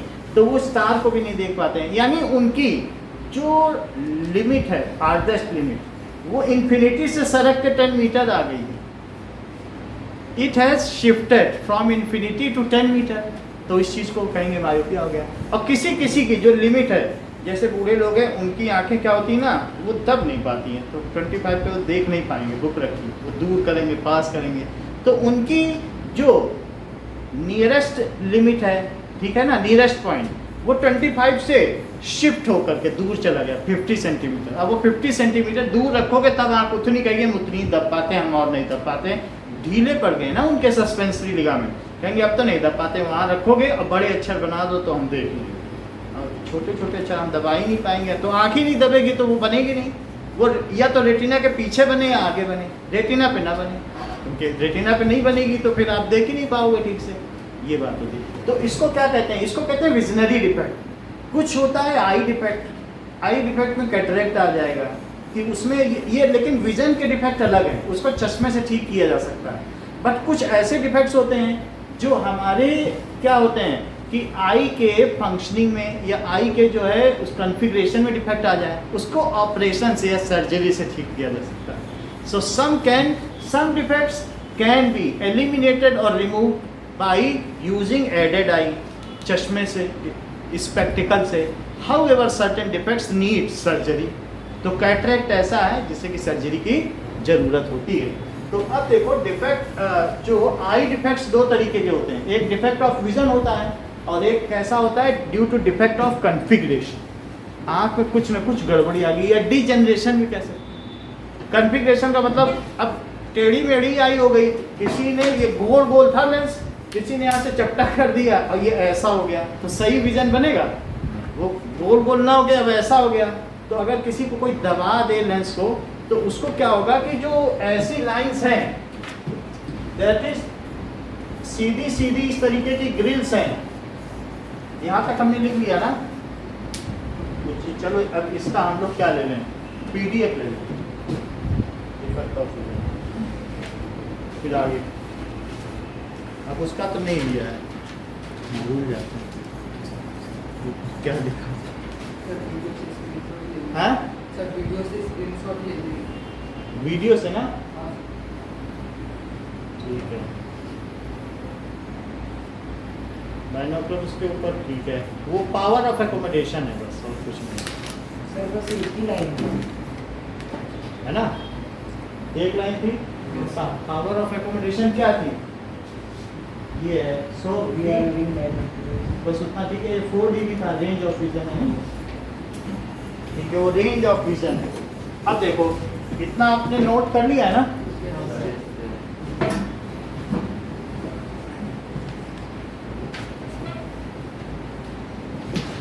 ऐसे केस में चलिए आपको भी कभी कभी याद दिला दिया करो, जिससे पेज पूरा हो जाए ना तो फिर याद रहेगा आप ही लोगों को। अब डिफेक्ट ऑफ विजन कैसा हो सकता है, आई डिफेक्ट्स कैसे हो सकते हैं। एक तो हो सकता है विजनरी डिफेक्ट, और एक किस तरीके का डिफेक्ट हो सकता है, दैट इज कॉन्फ़िगरेशन की वजह से डिफेक्ट या डीजनरेशन। डीजनरेशन का मतलब मृत्यु और जनरेशन का मतलब जन्म, कोई चीज़ डीजनरेट होती है। 40 साल के बाद चीज़ें धीरे धीरे क्षय होने लगती है ना, शरीर में डिके होने लगती हैं, तो उसको कहते हैं डीजनरेशन, ओल्ड एज की वजह से, जिसको जेरेंटोलॉजी कहते हैं। वो तो जेरेंट हो गया, बूढ़ा हो गया, और उससे संबंधित विज्ञान को कहते हैं जेरेंटोलॉजी, है बात कि नहीं। तो इस तरीके से विजनरी डिफेक्ट और दूसरे डिफेक्ट ड्यू टू कॉन्फ़िगरेशन है बात। तो defect due to configuration, so defect due to vision है and defect due to configuration है। विजनरी डिफेक्ट में हम 3 चीज़ देखेंगे। 3 चीज़ कौन कौन से देखेंगे। एक तो कौन कौन से डिफेक्ट हो सकते हैं ईशा, ये फैन ऑफ कर दें क्या, तो बोल दिया करो आप लोगों के लिए, जब बोलोगे तभी तो हम करेंगे। कुछ भी हो आप बताया करो ना। हाँ। ऑफ कर दो।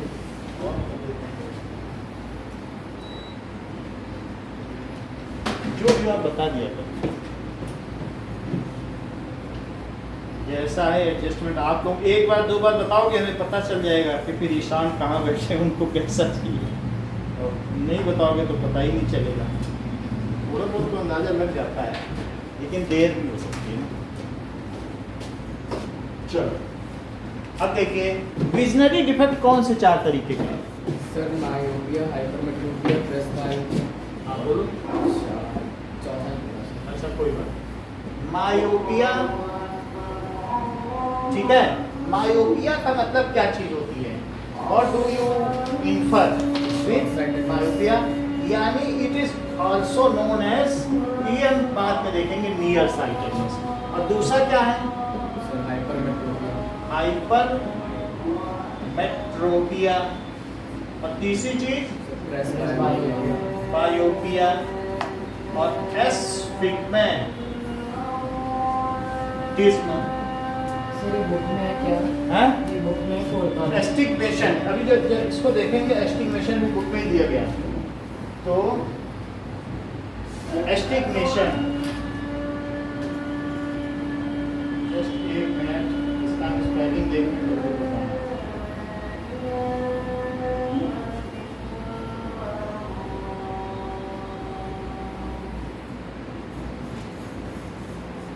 एस्टिग्मेटिज्म ऐसे लिखो, ये बता देता हूँ। यानी अगर ग्रिल ऐसी है तो देखने वाले को सिलेंड्रिकल विजन, उसकी आई सिलेंड्रिकल हो चुकी है इस तरीके की, समझ में आया। और उसको ये ग्रिल जो है ऐसे ऐसे दिख रही है,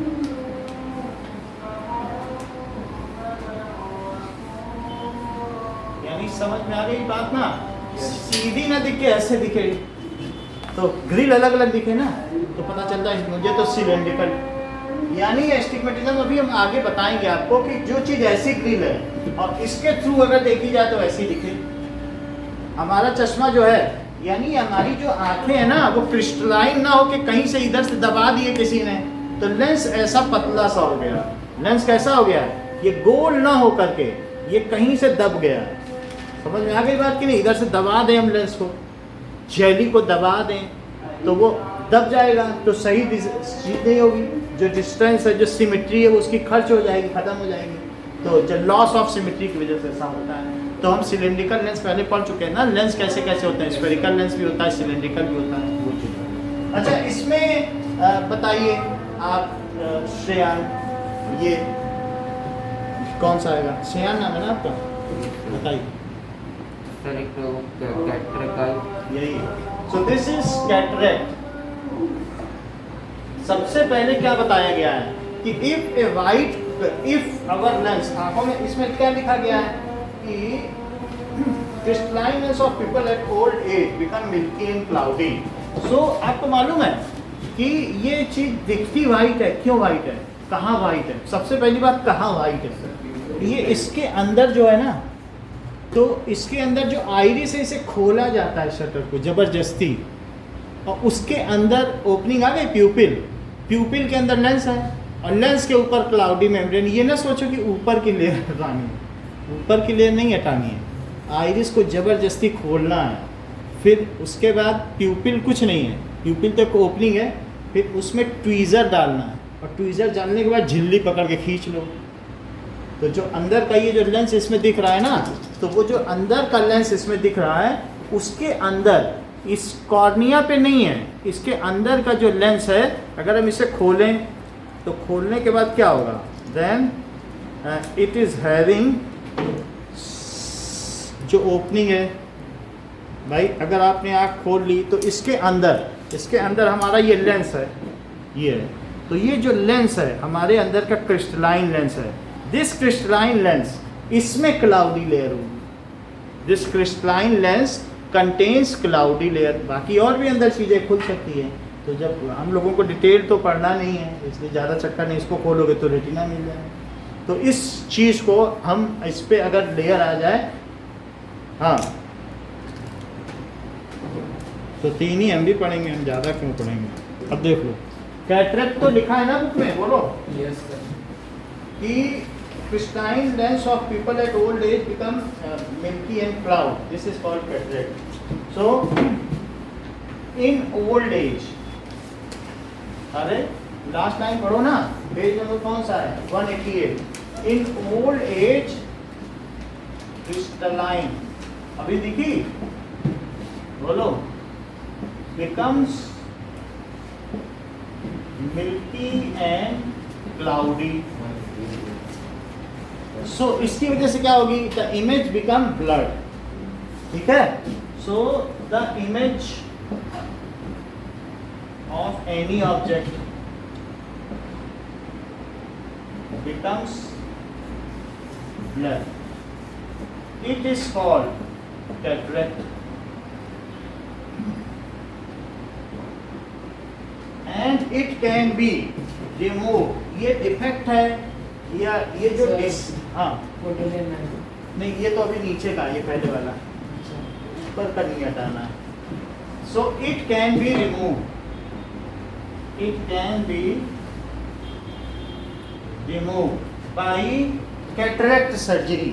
इसको मोतियाबिंद की सर्जरी होती है, उससे रिमूव किया जा सकता है by cataract surgery. Removing A membrane, cataract surgery से इसे ठीक किया जा सकता है। अब हम बात करते हैं इन सब विजन्स की। तो पहला विजन इसमें कौन सा है? Defect of vision, myopia. Myopia को क्या कहते हैं बताइए? शॉर्ट साइटेडनेस या near sightedness. What does it mean bye near sightedness? Sir उन्हें पास की चीजें दिख जाएंगी आराम से, पर दूर की। देखो, it is called near sightedness. Near sightedness. So the object which are nearer can be seen comfortably. However, the objects which are farther cannot be seen comfortably. The objects which are nearer can be seen comfortably. However, the far point shifts from infinity to few meters. वो सिर्फ few meters तक ही देख पाते हैं, यानी उनकी जो few meters तक। अच्छा, अभी नहीं मिटना, ये तो अच्छा बता दो। देखो इस पे बता दे, उन्हें मिटाइए मत, PDF ले लो, है ना। चलिए, नाउ इतनी बात हो गई।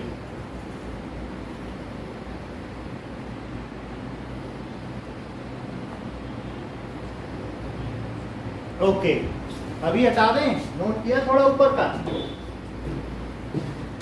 ऊपर का तो हो गया होगा ना? सर मायोपिया मत इरेज। ओके, अब जरा देखें कि ये ऐसा क्यों होता है कि जो आई है ना, it is due to excessive convergence. ये क्यों होता है myopia? Myopia it is due to excessive convergence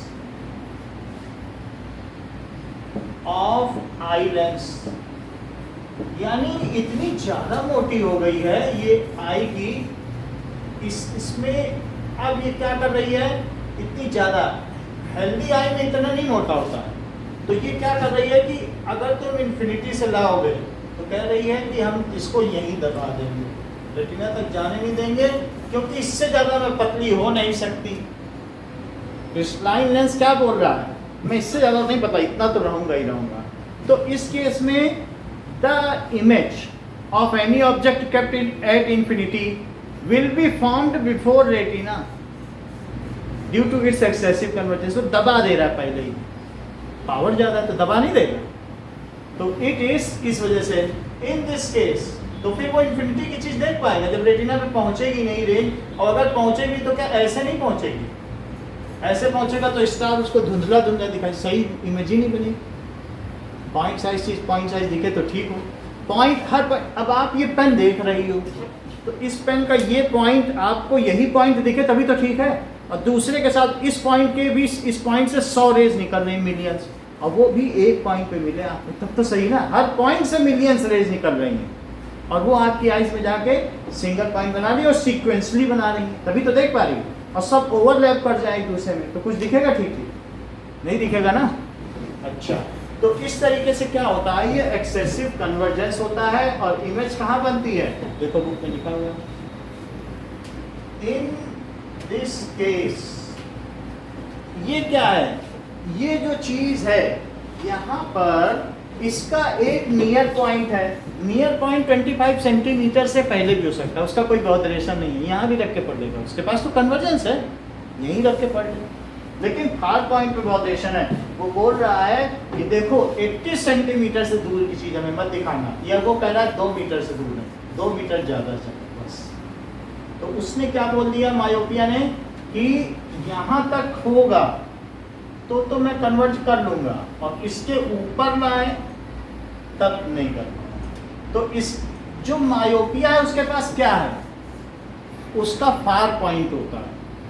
उससे पूछा जाएगा तुम्हारा फार पॉइंट क्या है, बोलेगा सर 2 मीटर, यहाँ बैठा लो। मायोपिया होगा ना, कहेगा आप मुझे 10 मीटर पे बैठा लो, मेरा फार पॉइंट ही 2 मीटर है, वहाँ से मैं कैसे देखूंगा, मेरे पास कन्वर्जेंस ऐसे है कि वहाँ से ले जाएंगे पहले ही दबा देंगे। 2 मीटर बैठा लोगे तो आएगी तो दब के सही तरीके से रेटिना पे पहुंचेगी कि नहीं। तो मायोपिया के पास क्या होता है, फार पॉइंट। तो ये इसका फार पॉइंट है, और ये कितना है, से इट इज 2 मीटर। सो ये फार पॉइंट है, और मैं क्या लिखूं कि in case of myopia image क्या हो गई, is formed before retina and far point shifts. इस सेंटेंस को पूरा करो Shreya. Far point shift from infinity to few meters. ये सही है। So in this case image is form before retina and far point shifts from infinity to few metres. तो ये चीज है। अब हमने दो, देखो यहां तक तो बात हो गई ना। अब ये देखिए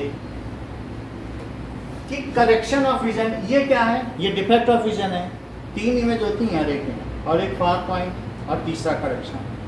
तो अगर मैं इस आंखों को धोखा दे दूं, बोलो कि ठीक है तुम्हारे पास कन्वर्जेंस ज़्यादा है, तो ऐसा करते हैं कि मैं तारों को 2 मीटर पे ले आता हूँ, तब तो देखोगे यही तुम्हारे बगल में तारे हैं, यही देखो। ऐसा कर दो। एक हम ऐसा करें कि इसके आगे क्या लगा दें, क्योंकि इसके पास कन्वर्जेंस है, और फिर इन्फिनिटी से रेज आए, तो इन्फिनिटी से जब रेज आ रही है इसके पास, तो क्या किया जाए, ये रे आ गई, ये रे आ गई, ये रे आ गई, तो क्या ये बाहर निकलेगी रे जो आ रही है, बताइए। डाइवर्ज होगी, तो डाइवर्ज होगी तो ये क्या कैसे होगी, डाइवर्ज हुई तो ये ऐसे डाइवर्ज हुई, और यहाँ पर भी जो रे आई इन्फिनिटी से वो ऐसे डाइवर्ज हुई। तो आंखों को लगेगा हाँ हाँ हम आंखों को फूल बना रहे हैं, मूर्ख बना रहे हैं। आंखों को कहेगा हाँ ये तो 2 ही मीटर पे ले लो, इसको बनाओ इनमें से। उससे लगेगा ये रे ऐसे आ रही है, तो जरूर यहाँ से चली होगी। आँख मूर्ख बन गई ना। वो कहती ऐसे लाओगे तब दबा देंगे। तो हम, हाँ बोलो,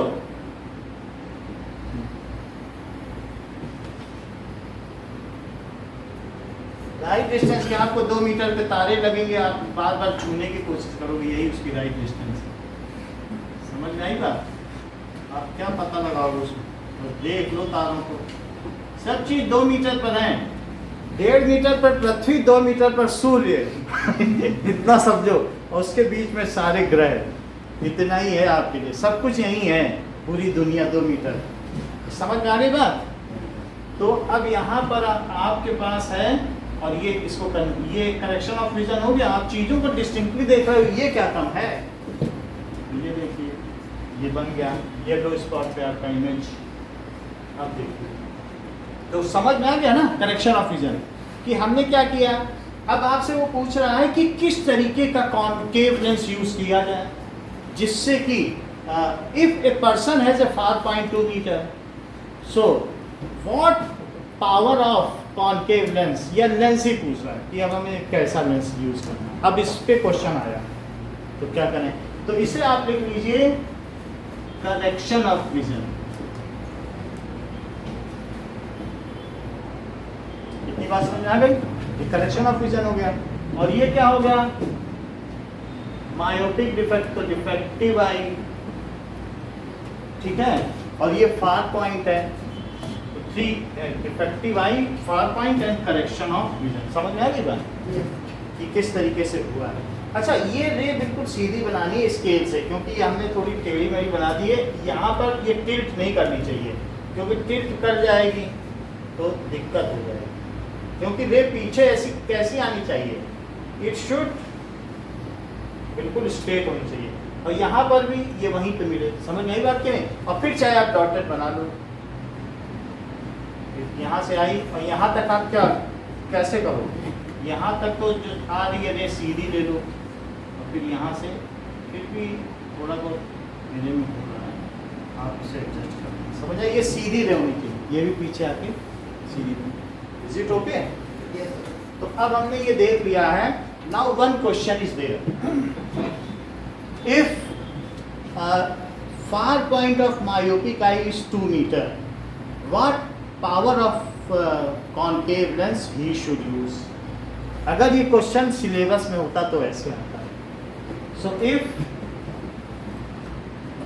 फार point of myopic vision is 2 metre है। 12th में तो आई है, 12th के बच्चे पढ़ते हैं, फिर वो कहते हैं मैं 10th का भी पढ़ाऊँ, इससे अच्छा 10th की चीज़ 10th में पढ़ लो। तो कई जगह चीज़ें ऐसी जो हटाई नहीं गई आगे, बायो जो लेंगे वो देखेंगे इसमें कंट्रोल एंड कोऑर्डिनेशन कितना महत्वपूर्ण है, यहाँ से हटा दिया गया वहाँ है। तो ये सब चीज़ें हैं, पूरा हार्मोनल सिस्टम ही हटा दिया गया। तो आप लोगों ने देखा होगा कि ये सब 9th क्लास का है और सब खो के चले आए, आर्थ्रोपोडा नीमाटोडा सब हटा दिया। अब बताओ वो बच्चे क्लासिफिकेशन क्या जानेंगे, ये बात की नहीं। तो if far point of myopic vision is 2 metre, then what power of corrective lens, ठीक है, is suggested to him, then find the power of corrective lens। अच्छा ये बताओ इस लेंस के लिए, यही लेंस है ना, इस लेंस के लिए U क्या है, कहाँ से इमेज आ रही है? 2 मीटर। अब आप जाने, अब तो लेंस के लिए देख रहे हैं, ये जो लेंस हमने यूज किया ना करेक्टिव लेंस, यही है corrective lens. Sir infinity, you infinity ना, इन्फिनिटी से ये इमेज वो ले रहा है ना रेस, और इमेज कहाँ बना रहा है? रेटिना।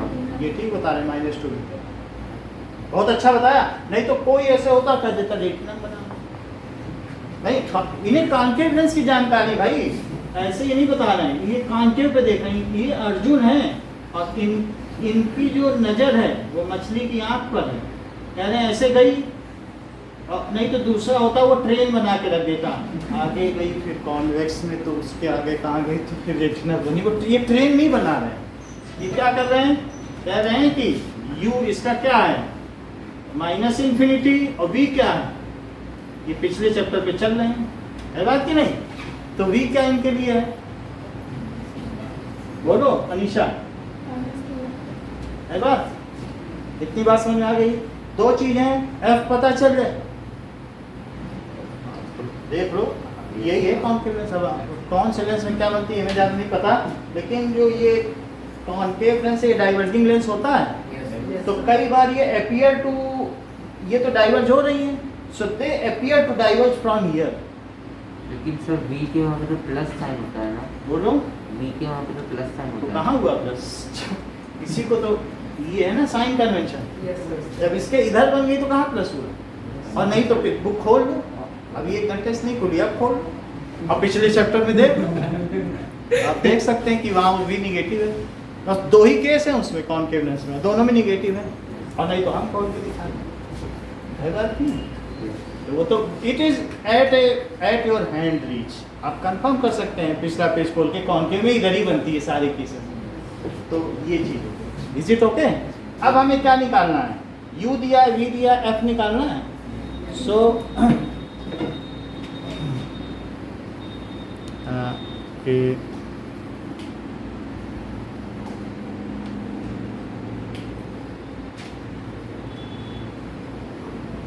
हाँ हाँ मैं देख रहा था, ज़्यादा देर हो गई क्या, लेफ्ट हुए कि ठीक है, कितना ठीक है, स्क्रीन नहीं दिख रही है, दिख रही ना, तो यहाँ तक बात हो गई। नाउ अब ये देखो 1/f क्या हुआ,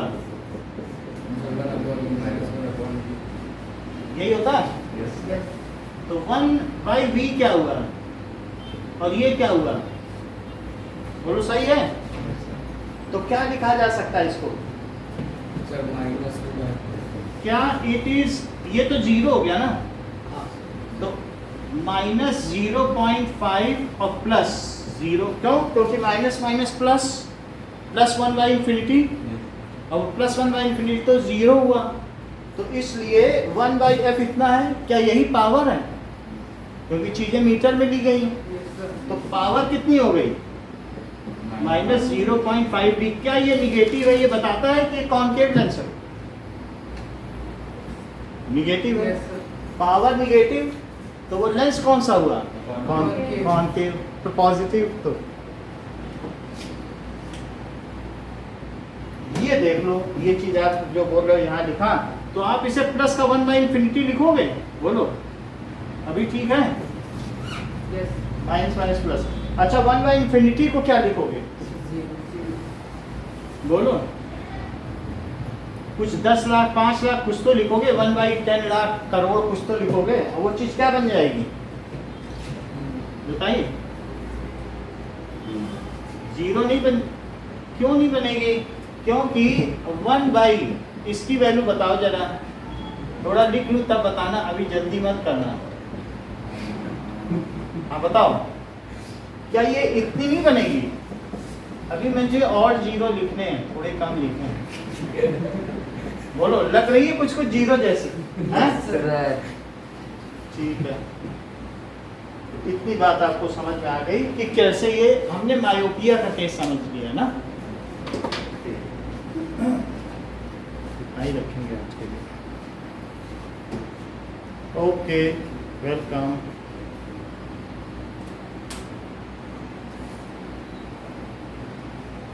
वो हमने नहीं भेजे, सीजन ने भेजे, उससे पूछो।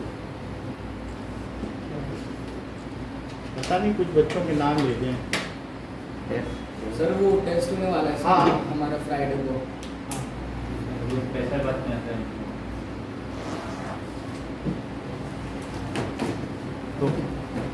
Thank you, welcome.